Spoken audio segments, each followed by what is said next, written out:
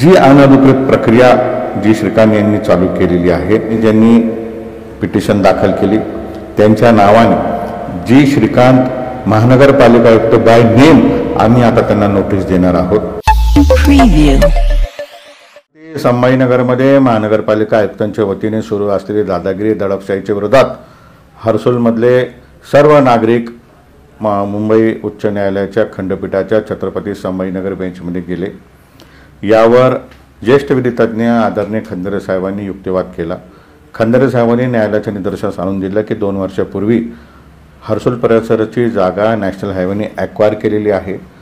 लोकांना 50% कंपन्सेशन मिळालेलं आहे आणि असं असताना महानगरपालिका विनाकारण दादागिरी करून लोकांना भयभीत करून पाडण्यासाठी मार्किंग करत आहे, वक्तव्य करत आहे की आम्ही या ठिकाणी पाडापाडी करू। ही बाब न्यायालयाच्या लक्षात आलं। न्यायालयाने ही बाब गंभीररित्या घेतली। न्यायालयाने नोटीस त्या ठिकाणी बजावली। 8 सप्टेंबर पुढची त्याच्यामध्ये सुनावणीची तारीख आहे आणि त्याचबरोबरीने हा युक्तिवाद ऐकल्यानंतर न्यायालयाने स्पष्टपणे आदेश केले की याचिकाकर्ते म्हणजे आम्हाला न्यायालयाने मुभा दिलेली आहे, सूचना केलेली आहे की आपण देखील पर्सनल नोटीस आयुक्तांना द्यावी। ह्या न्यायालयाच्या निर्णयाचा आधार घेत आम्ही हर्सुलच्या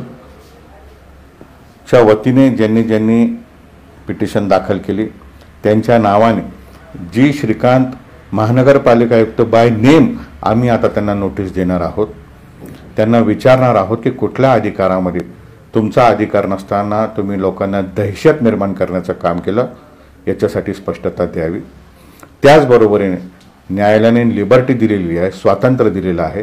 जर कुठलाही अधिकारी बेकायदेशीरप्रमाणे त्या ठिकाणी तोडफोड करायला येईल तर तात्काळ तुम्ही न्यायालयाचे निदर्शनास आणून द्या, मॅटर मेन्शन करा, पुढची कारवाई आम्ही करू। हा फार मोठा दिलासा नुसताच हर्सुलला नाही तर छत्रपती संभाजीनगरमध्ये चालू असलेल्या अनधिकृत प्रक्रियेसाठी आहे।